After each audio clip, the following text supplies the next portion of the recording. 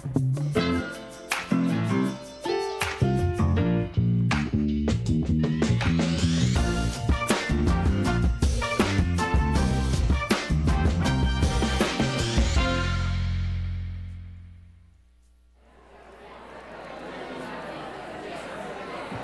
afternoon, everyone. Welcome to the Columbus Metropolitan Club. CMC connects people and ideas through community conversations at forums just like this one almost every week. I'm Susan Merriman. I'm Vice President of Marketing and Communications with Ohio Health, and I'm honored to serve on CMC's Board of Trustees. For those of you joining us by live stream, we're coming to you from the Ellis in Columbus's historic Italian village. So welcome, everyone. We are so grateful to the presenting sponsor of this two-part forum series, the Columbus Foundation, and the sponsor of today's forum, the American Electric Power Foundation. And thank you to the presenting sponsor of our live stream, the Center for Human Kindness at the Columbus Foundation, and our live stream partner, the Columbus Dispatch. And thank you to the Ellis for hosting us. Every CMC forum takes a village, so let's thank everyone for their support.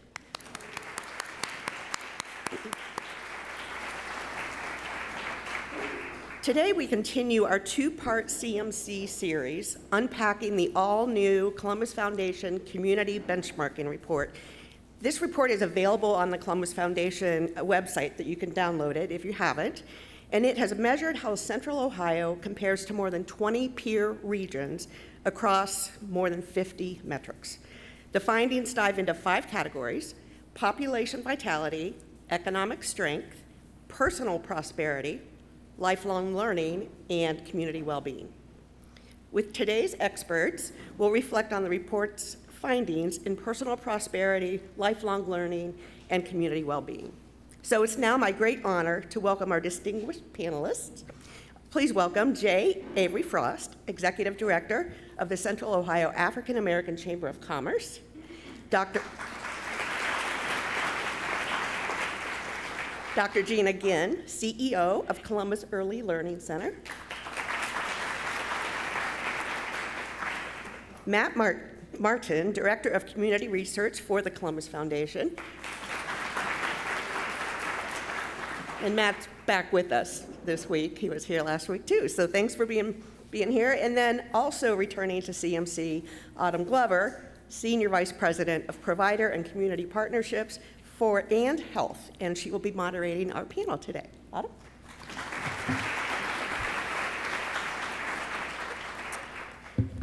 Thank you, Susan. And all right, you guys ready to get into this thing? Yes. I'm excited. There's so much here. And you don't have to be a researcher to understand this or care about it. And so I'm really excited for us to learn from our experts. So with that, I'm going to jump right in. For those of you who weren't here last week, though, I thought we'd start first with you, Matt. I'm wondering if you can explain to our audience, what is this benchmarking Central Ohio study, and why was it done at the MSA level? Yeah, well, Susan did a pretty good job of teeing that up. Hello again, everyone. The benchmarking report is a comprehensive set of indicators that covers population, economy, health outcomes for the Columbus metropolitan statistical area and 22 other metros. This is the 8th edition since 2007 that we've published. And we do this on a regular basis to help guide and inform grant making, but also investments, policies, initiatives of our community partners, and really to make sure that we're paying attention to both the strengths but also the challenges of our region, so that we can take collective action and do the things that we need to do to care about the region. Awesome. I'm wondering, Matt, if you might follow up, if any of you have had a chance to look at the report. Sometimes when we say Columbus, we think Franklin County only, but what is the area that our MSA is discussed in the benchmarking study? It's a good question. It's a 10-county MSA. MSAs are really based on a lot of things, but mainly commuting patterns. So it's really the level at which geographically we compete economically as a region with other regions across the country and other markets around the globe. So because that's the case, no part of our region can really get very far for very long on its own without the rest of the region coming along. So it's a good way to look at the whole of how our economy, how our education, how different things function on a daily basis to make sure we're not leaving any part of it behind and that we're really competing with all that we've got as a region. Love it. Thank you, Matt. And you kind of referenced my next question a little bit before when you talked about how you might use it to make decisions for grant making. But I'm wondering, Gina and Avery, if you all have any insight in what you think the value of this data is, whether it's for nonprofit leaders, entrepreneurs, educators, decision makers, other funders. What's your perspective? Yeah, personally, I think that I, for lack of better terms, well, never mind. I'm not going to use that term. I can use this data to go after grants, to fundraise, and to influence, but also reiterate what we already know to be true. Like, we know a lot of these things to be anecdotally true, but then to have like specific numbers and data to associate with it, that really helps reinforce it when we're going up higher up the chain and trying to scale our operations to be more impactful in the community. So I think, similar to what Avery said, I think we know the story of most of our families that we serve, and so I think having the statistics to show and help to paint a picture of what is happening on a larger scale is really beneficial when we are talking to potential donors or funders about what true need looks like. And so I think that that's where studies like this are helpful. But at the same time, I think we need to make sure that we're still focused on solving problems and not just waiting for more data to continue to come out. And I just want to piggyback on what they both just shared about the power of stories, because, I mean, when you think about it, like, a good story is halfway across town before a spreadsheet even gets out of bed. So, but the thing that's also true, though, is that a report like this, with as much data as it has, and I think Rob Moore from Scioto Analysis, who conducted this, noted that there are over 3,000 individual points of data, that they are our region's stories in the aggregate. And so they're there, and you get to ground truth and connect up to that data, and that's an important way to use this report. I love that. And that dovetails really nicely into one of the things that was really top of mind for me, and I love the reference to of we know this anecdotally, and we think about Columbus in certain ways, right? We all have the story that we have told ourselves about Columbus and this region. The report talks about that we have economic strength in our community, and so Columbus's economic strength and relatively low cost of living really paint a positive picture of our region. But the reality is that maybe not all Columbus residents feel these benefits.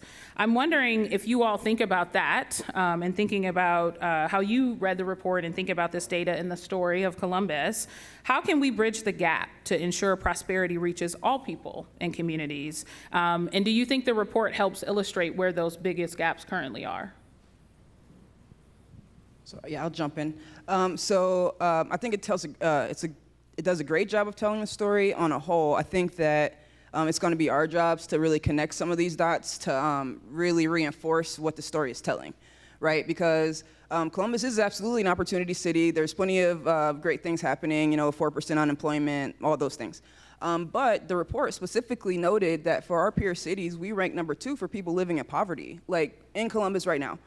And then I'm looking at all of these.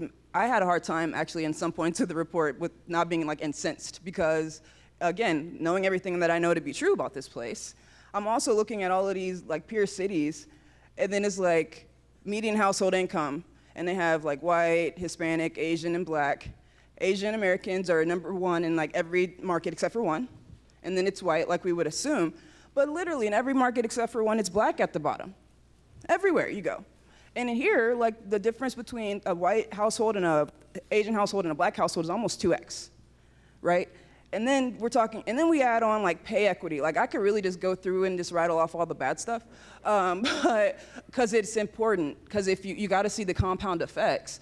Like if we're talking, because one of the things we're going to talk about are the slower amount of small business starts that we have in our region. And a big part to do with that is if we know that a lot of small businesses have to bootstrap, and especially minority-owned businesses have to bootstrap, let's just go with women. If women are making 83 cents on a dollar still in Columbus based on men, and women are going to bootstrap, they already are at 13 cents deficit to start the business, to start. And then our credit scores are going to be lower because our utilization is higher and yada, yada, yada, on and on and on. But if we're trying to be impactful in how we interact with these populations, we have to be thinking more radically. We have to be seeing how all of these things are compounded, so we have to make some more targeted investments, some more big swings at some things. But I really hope that not just people like me, because it's not helpful if it's just people like me that use this data. Let me say that. But I hope that everybody who has a budget, who can affect policy and that kind of stuff, also use these stats, because these are people who live and breathe here in Columbus right now, who are living impoverished, like right now. Like 1 in 4 black people are living in poverty, and 1 in 2 Hispanic people are living in poverty in Columbus right now. So what are we going to do about it? And I think the other important note is that many of those people who are living in poverty or right on the poverty line work for us, right? And then I think you also kind of dig in that, especially in the human services sector, where many of us are the social safety net, the way that we are all funded does not allow for most of us to pay a living wage and to keep up with the cost of living in our community. So I think there are major disparities between those who are continuing to thrive in this community and then those who are still being left behind. And many of those who are being left behind are marginalized, and they don't have access to resources to help even build a bridge out of poverty any longer. And with policy not keeping up with need, we are seeing the effects of that even more in something just as simple as childcare.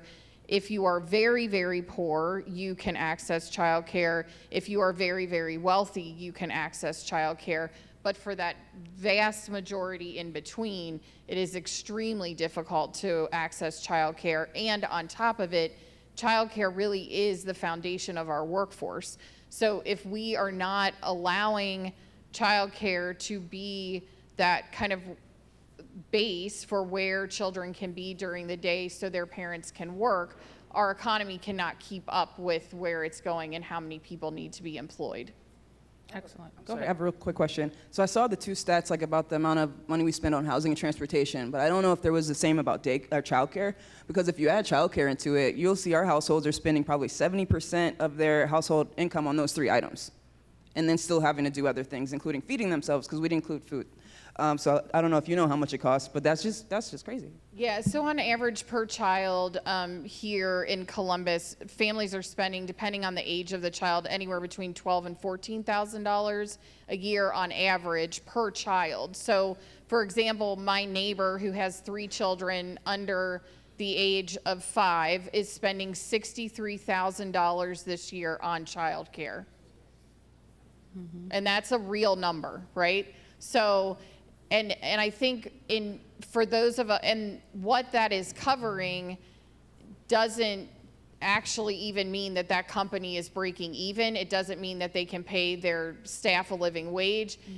There are so many pieces of the childcare system that are broken in our community that it is definitely adding stress to households in a way that I think is most of the time not documented. Absolutely. I'm wondering, Matt, and thank you, Gina and Avery, for that thought. Do you feel like you saw that missing middle in this data set? Do you hear about that population in particular? Yeah, I think it pops up in several different indicators in a variety of different ways. One that comes to mind is that we had one of the highest rates of poverty across these regions for people who are working, which again is like another thing that like shouldn't be true, right? And I think one of the most valuable things about this report and this data, the comprehensive nature of it, is that yeah, we can see some areas of strength in our region. We can even see some trends that are headed in the right direction if the point in time data isn't where we want it. But in a lot of cases, it leaves us with nowhere to hide.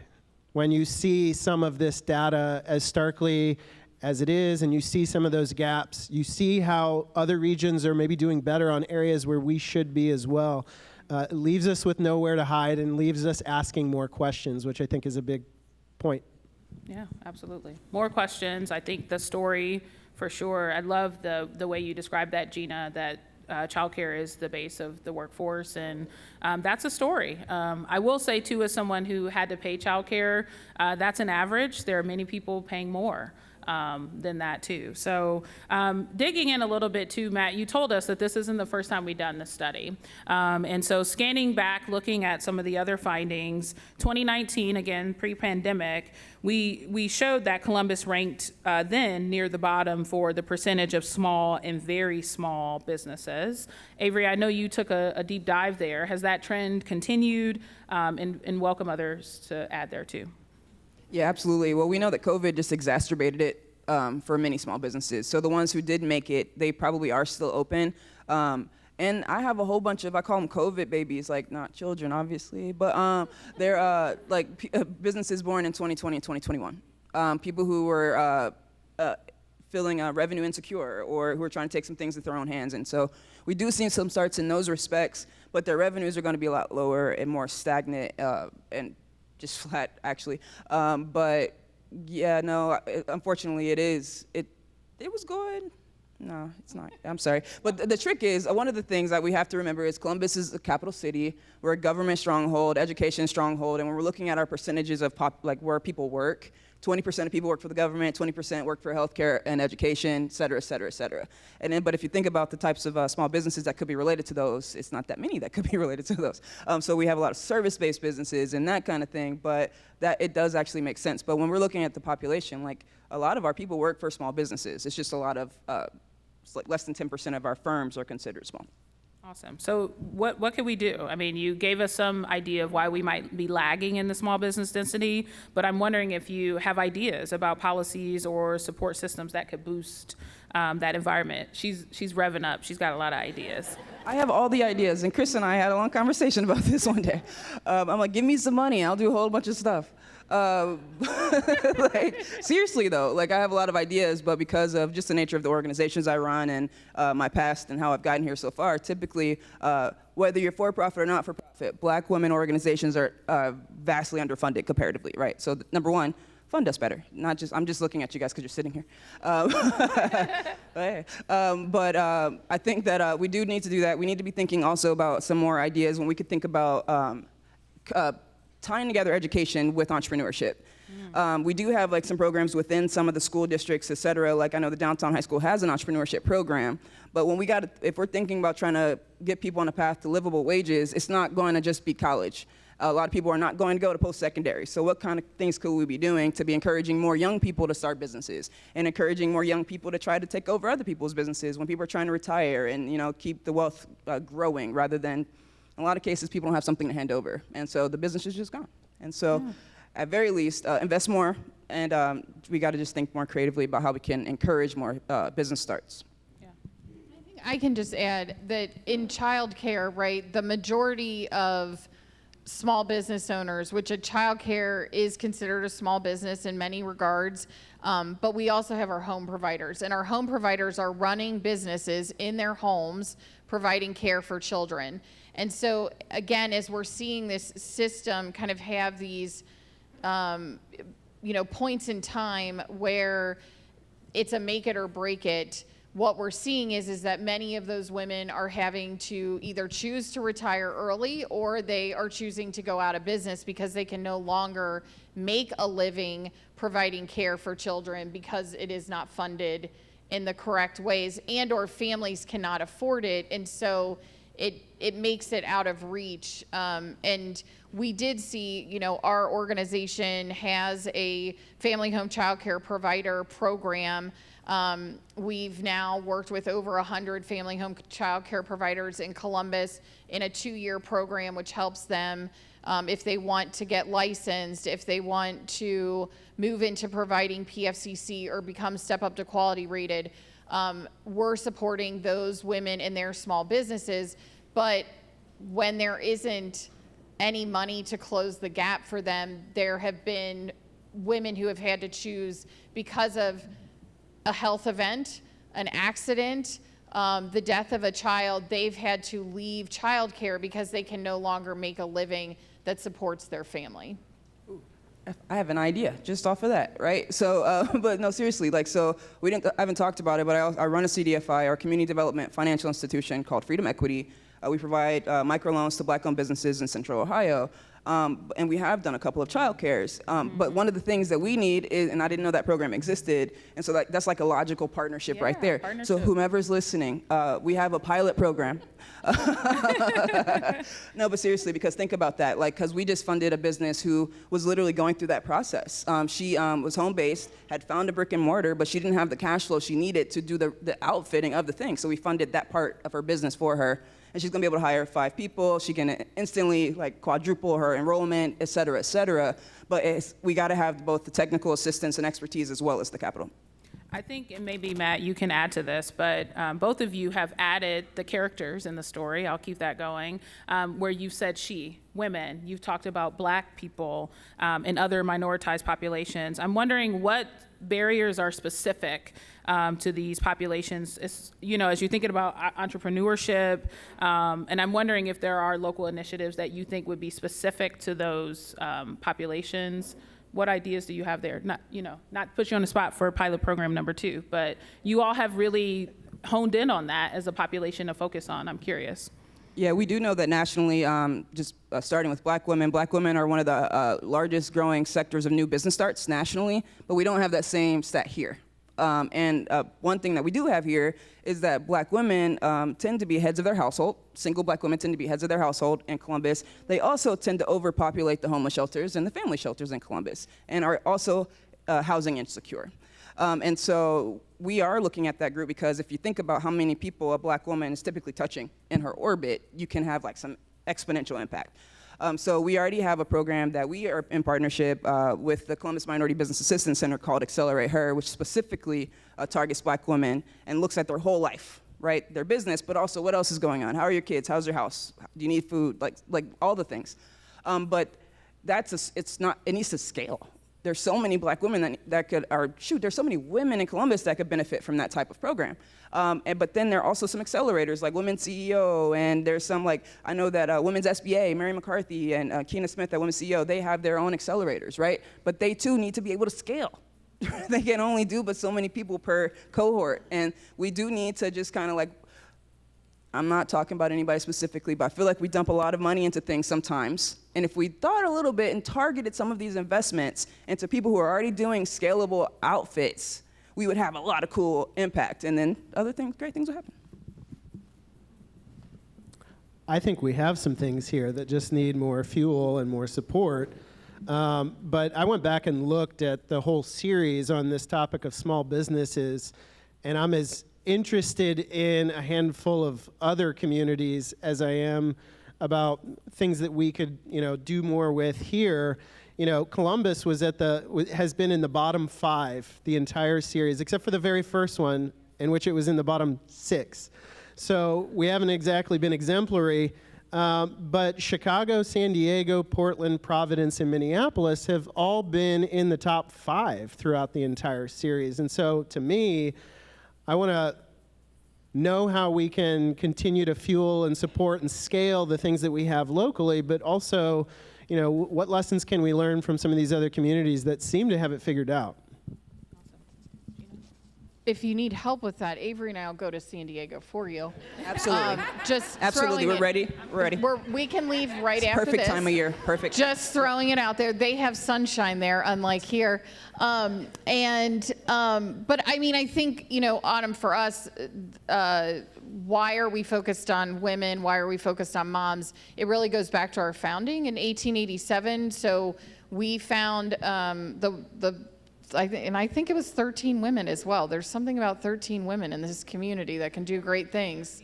Right. Times. So they found that women were having to go to work in the community and weren't able to afford the best of care. So they started, our organization. And even still today, 85% of the women that we serve are African American women who are female heads of household.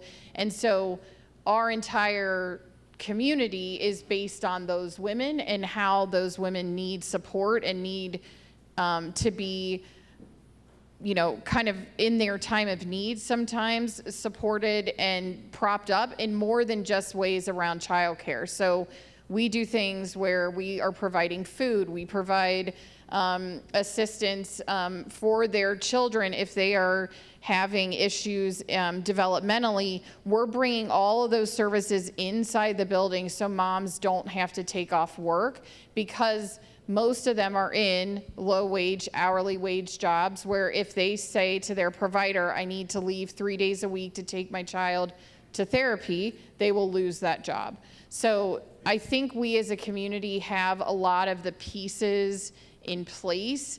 We just need to be willing sometimes, I think, as a community to step out and do the thing that may not be popular or that may not be what is considered by some what we should be doing at the time, but we have everything we need to solve problems. We just need to be willing to take those steps.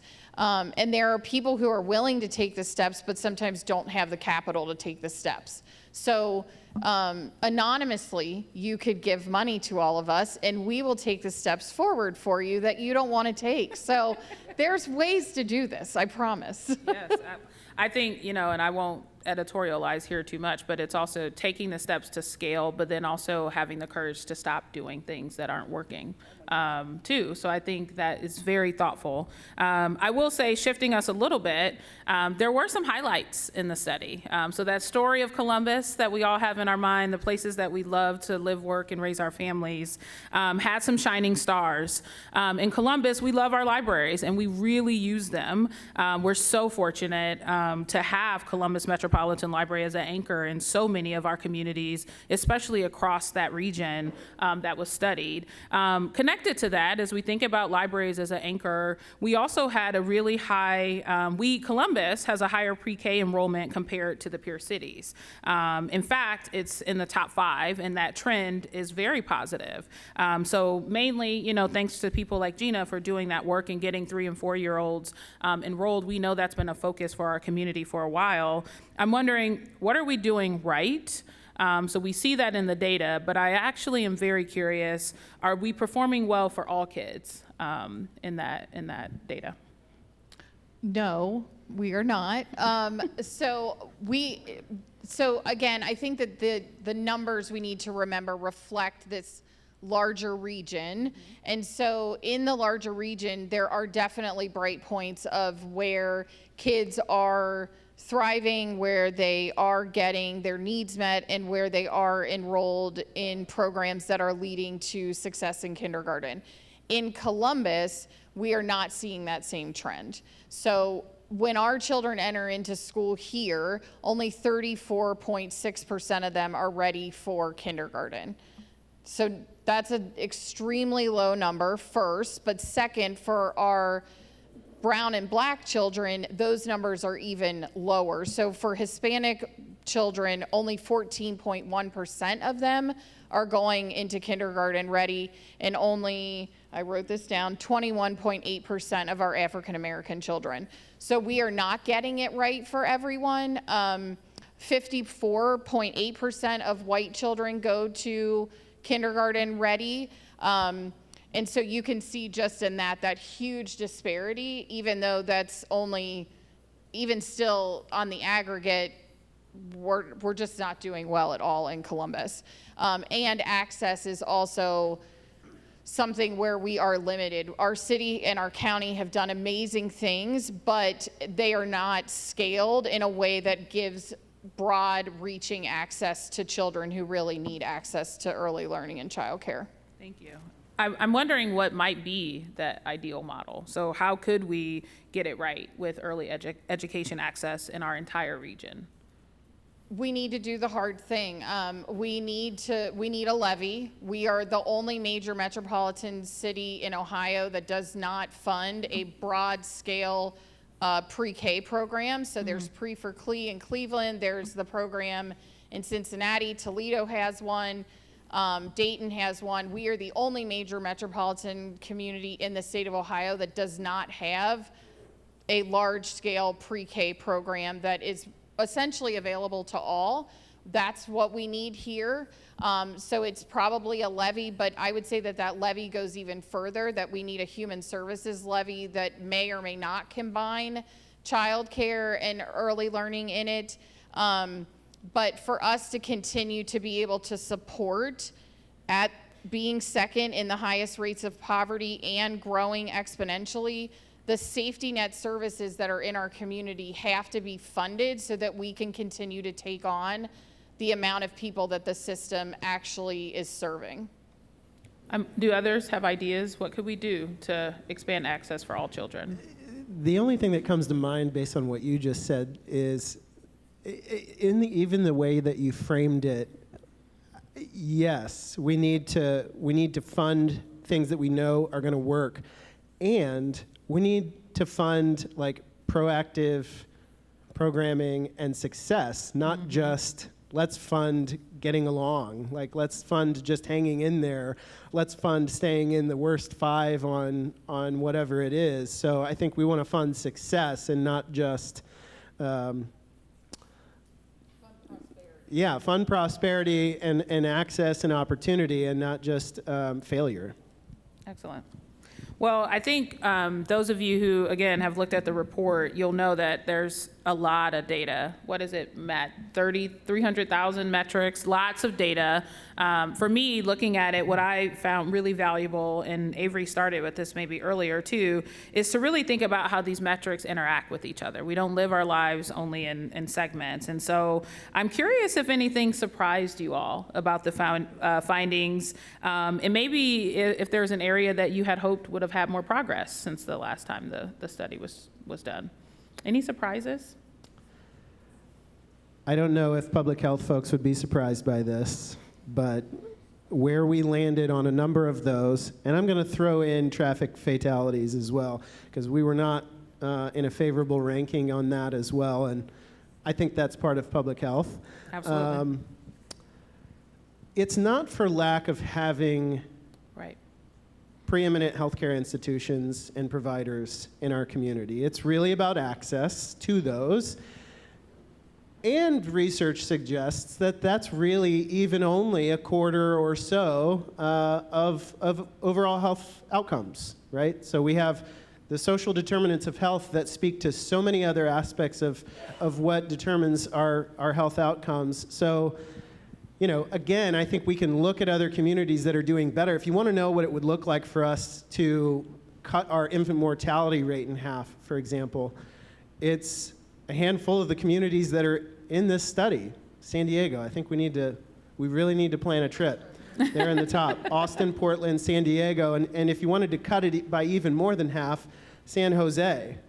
And to your question, Autumn, about kind of the intersections, I also took a look at educational attainment across the same timeline. You want to know the communities that are in the top 5 in educational attainment?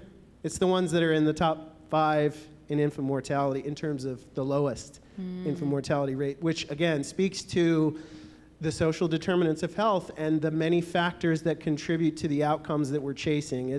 There's connections between a lot of these indicators and how they play out in people's lives. Absolutely. Anything surprising for you, Avery? No. I'm sorry. When I tell you, it made me so mad. And it did take me a little bit to get to it because we got it when it first came out, and then just because of everything that's going on. So then I'm reading it, and I'm like, man, we're doing so great as a region with unemployment, like 4%. But then, there's so many great things, and there's so many cool things that happen here.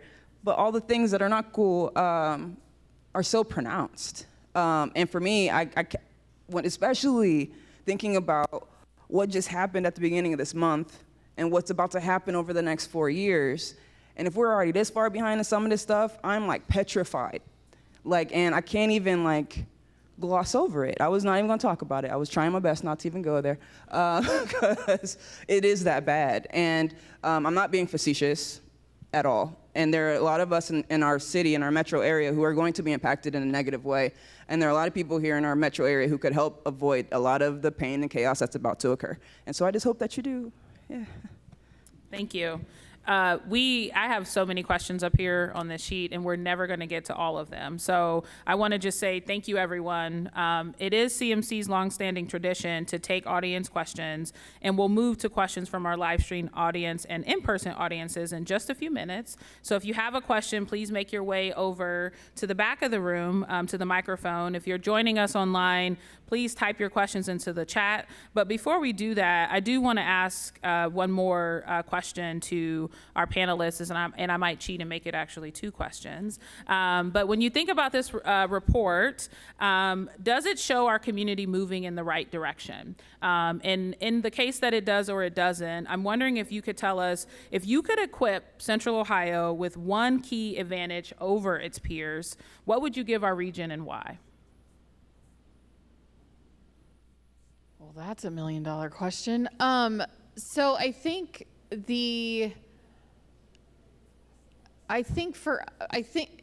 Columbus is doing a lot of things right for a small portion of its community, and there's only a portion of the community that is prospering from what is happening. And so I think what we need to do as a community is come to that realization, and we need to understand, everyone needs to have deep understanding that what is happening here is not good for everyone, and it's not having a positive impact on everyone.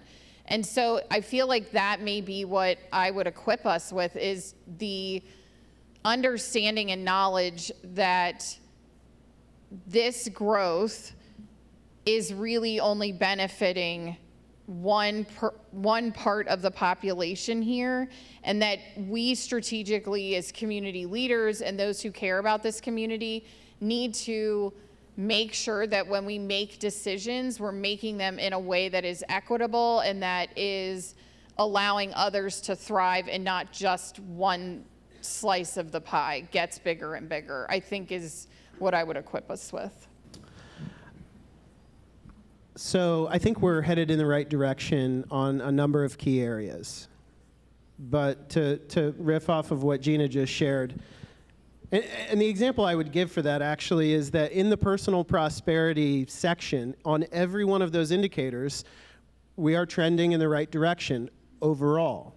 But I think we need to not rest satisfied with overall numbers, and to borrow a word from my teenager, be okay with being mid.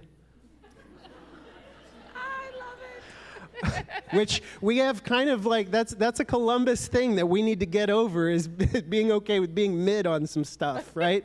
But I think we need to make sure that we're not giving up and not calling it when an overall number looks good for now.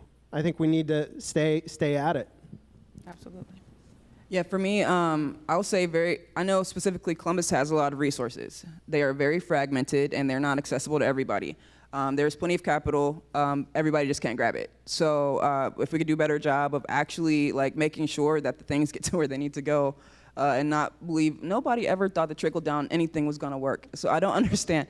We're like a AAA rated city, bonded city. We got a very large public institution, right? Like educational, medical, all the things. And so if we put together 1% of their budgets collectively, we could solve a lot of the problems that we're talking about here right now. It's just gonna take leadership from institutions like the partnership, the city, all of us, to make sure that happens. Awesome. Thank you so much. And now Doug Buchanan with CMC is curating questions from the live stream audience. It looks like we have a line of folks in the back. Doug, what's our first question? Autumn, thank you very much. Thank you to today's panelists. Great conversation today. Please do join me here at the microphone. We'll try to get to as many questions as we can. If you're watching online, please do type your questions into the chat. Great questions at CMC always have 2 things in common. They take less than 30 seconds to ask, and they end with what punctuation mark, a question mark. That's right, questions in with a question mark. This question for Gina. Gina, you mentioned the need for a human services levy. I'm sure Michael Corey's ears are burning right now. What would that include? Oh, I'm probably going to get in a lot of trouble for this. But my board chair is here, so it's fine. So what it would include, so it needs to include the safety net service organizations in our community, but be fairly comprehensive in what it's covering. So if you look at the makeup of the Human Services Chamber, there's over 200 organizations that make up the chamber, and they range really from everything, including education, all the way to housing and everything in between, addiction services, so on and so on. So the levy would be a pretty comprehensive levy that would give and allow sustainable funding to those Human Services Chambers members who are really making, in combination with their current funding model and the things that they're doing, it would make up that gap of funding that we are all seeing that is needed to continue to do the services at the high level, and also then take on the more people that we know that are coming into our community that will need these services going forward. Hello, my question is for Avery. So I had actually written this down before you went there earlier, but as we've seen earlier this month, over half of the country seems to not see humanity across all ethnicities and races, and data and facts don't seem to get through. So how do we as individuals, sort of boots on the ground, really change hearts and minds to help them see the facts that, you know, there are still huge discrepancies based on race that are very real, and it has not reversed the other way? I don't know that I'm the right person to answer this question, but just because like the data has been ever present, right? And it's unfortunately, I think we just talked about this a little bit, I think there are gonna be a lot of hard questions that are happening all around the country next week at Thanksgiving, when people are coming together for the first time and having conversations about what just occurred. And you guys, I could say this way, you guys are gonna have to hold your families accountable, because my family is cool.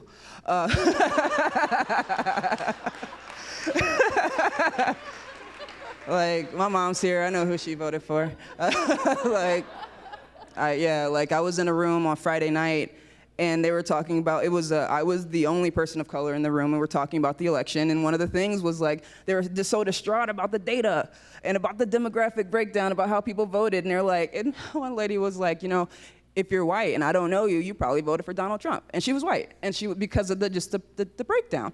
And then I was like, I'm sorry guys, as far as I'm concerned, I can't quite call it with y'all, because like, the numbers call it. I was like, every other one of you in this room could have voted for Donald Trump, but it doesn't matter, because at this point, the votes are done. It's over. So the question is, knowing what we know now, with the decisions that are being made for these cabinet choices and these appointments and all the things that are coming, it is imperative that we solidify and fortify these civil rights and some of these social impact programs that we know have been working. Because it's economy. It's the economy at the end of the day. It's like, so if you want to get to somebody at their hearts and minds, let's talk about the economy. If people are making more money, they're going to be draining less on emergency care. We're going to have to pay for less subsidies, et cetera, et cetera. Like, go to the bucket, go to their wallet if you have to, because obviously they're not going to go based on humanity of basic humans. And yes. And I think what I've been reminded of in thinking about this data in light of the election is, yes, we need to think about the gravity of it, the impact of it, but I don't think anybody in this room and nobody in this region can afford to throw our hands up on any one of these issues. And I think if we look back at some of these things like infant mortality and some of our public health things, our racial gap in poverty, these things have lasted longer than the last, just count it. I mean, it goes across all kinds of administrations, and so we can't give up on any of this stuff, and we can't get discouraged. even though it's hard. I just want to, real quick. Our city, our metro area has been majority democratically led for a whole bunch of years. So we can't necessarily tie what just happened nationally to what's been happening here. So we can't let ourselves off the hook. Like, oh my God, it wasn't us. Because we've been doing it.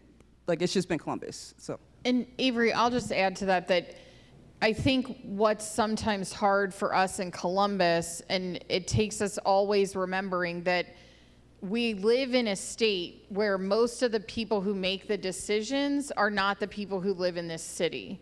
And there's been a thing that says, you know, I'm not from Ohio, I'm from Columbus, right? Because we, right? That's been going around. I don't know that I think it's trending, but but it is that the way that we think and the way that we do things here is very different than what it looks like on the broader scale in our state. And because of the way voting works in Ohio, again, this was a more, like, we can take the national election, yes, but we had those same decisions made for us in our election here in the state of Ohio. So we have to remember that we have to take care of ourselves because so many of us believe what the rest of us believe. It's going to require us to you know, each of us taking care of each other here locally, because we are also not going to get the support from the state because we are mostly blue, but some a little bit purple, right? So that is, I think, another really important thing, that so many decisions are made for the city of Columbus, not by the people in the city of Columbus. Thank you. We have about 9 minutes left and lots of questions, so we'll try to get through as many as we can. Good afternoon. I'm Kathy Fox, President of Community Strategy Partners. And my question is about the sort of stark, to me anyway, difference between last week's conversation on this same report and this week's conversation. And I know they were divided on purpose. But how do we make sure that the conversation across all these issues is happening with everybody, the economic development people and the people trying to shore up the social services and the safety net? Because it seems to me we've been having this bifurcated conversation for a long time. Thank you. I think we got more into the weeds this week, and we got more into people's lives and stories this week than we did last week, which was, you know, a much more macro conversation. But I think it's a great question, Kathy, and I take some comfort in the fact that we have been talking about housing more in the context of economic development lately, and the Regional Housing Coalition launching yesterday is a sign that, you know, we are starting to realize that we can't outgrow our economy beyond our housing market. We can't. That's not going to last, and it's not going to be sustainable. So I think we're starting to see those connections and starting to think about these things in tandem. We just need to keep going. Hi, thank you for this presentation. It's really excellent. My name's Emily Shriver. I'm the CEO of the Matriots, and we work to get women elected to office. It's kind of a combining of Kathy's question and the previous question. This survey went 10 counties wide, and we know that there are discrepancies between urban, rural, and suburban governments and voters. Dr. Jin, you mentioned that we need a levy here in Columbus around human services. What can we do collectively around the 10-county region with our public offices, public office holders, to try to move this forward? And not just dollars, because dollars isn't the only thing that's going to energize this. There need to be policies that are better. So I'm personally thinking about women who are running for office. What kind of platform could they stand on that they're going to change or implement as they're running? Well, my short answer was we just need to elect more women to office. And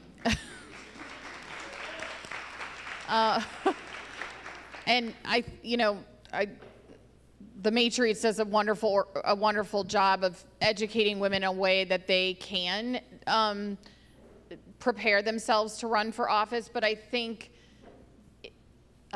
it's still not socially acceptable for women to run for office. I don't know why, but it's not. And I think if we're looking at what roles can women stand on when it comes to running for office, I think it has to be somehow, especially in our rural and suburban communities, we have to talk about the early education and the diversity of businesses and all of the other things, not in a way that is about taking power away, but how can power be distributed to all in a place where things are more rich, vibrant, diverse, etc. That it's about adding to these higher levels of economic prosperity, not taking anything away from someone. And I think that is, I think we've all been caught in saying, if you are this, then you are not this, or you can't belong to both. And I think that's where we have to change our language some. And this is in the nonprofit sector in total. We just have to change the language and how we talk to people so that it's resonating more on a personal level than just picking one side or the other. Thank you. We've got 5 minutes left. We'll try to get to a couple more quick questions. Dave Dixon, watching online, asks, when you consider the report findings which present interrelated challenges, especially those facing the underserved, where do you see the biggest opportunity to affect positive change?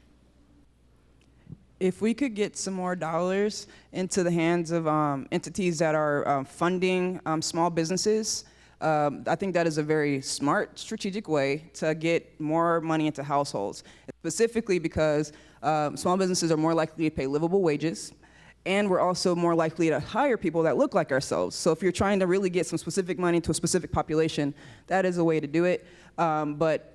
And I said before, capital is abundant. It is, but it's not always accessible. And so just making sure that we can get these dollars unrestricted and out to the community in meaningful ways, tax credits, plus actual loans, and yes, grants. I think, actually, we would have some major improvements. I think we've been talking about it all along here. Children, investing in children because it's the future of our community, and investing in women because they tend to care about our future and our community more consistently and more regularly in all the things that they do.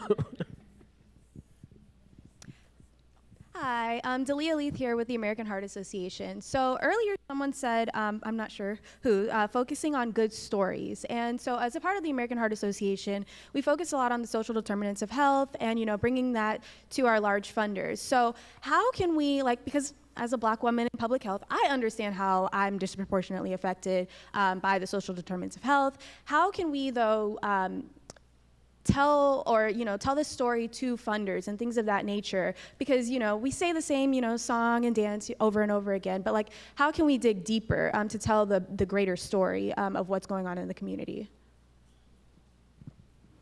I can take this. Unfortunately, the disadvantaged most often have to tell their story about their disadvantage and try to convince people with power to take it away. So I challenge the people people in power to people in power. You know these things to be self-evident. You know these things to be true. You can take a look at the whole section when it says that 1 in 3 people in Columbus have diabetes, 2 in 3 people are overweight or obese. There are specific things in there, and there are specific ways that we can invest. And there is a whole group of health systems all across the country that are doing, it's like anchor health systems. They're getting health systems like Ohio State to put aside 1% of their budget to community investment because it's cheaper than the extra care they got to do when people walk into the emergency room. So stuff like that would be super meaningful. And I think, continue to tell the stories about how the thing is not always the thing, right? We talked about infant mortality and educational attainment. I would say with a lot of our public health, if you have a transportation system that's really dependent on cars and not moving our bodies, there's connections all over. So just look for them and keep telling those stories.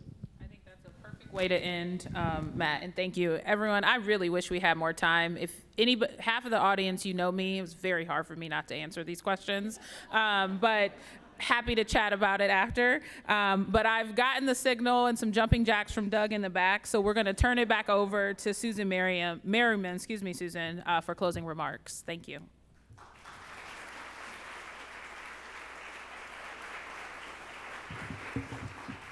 Well, I hope you found today's conversation informative and motivating, and that we'll take our motivation out and do good things with that. Thank you to the presenting sponsor of this terrific two-part series, the Columbus Foundation, and to the sponsor of today's forum, the American Electric Power Foundation.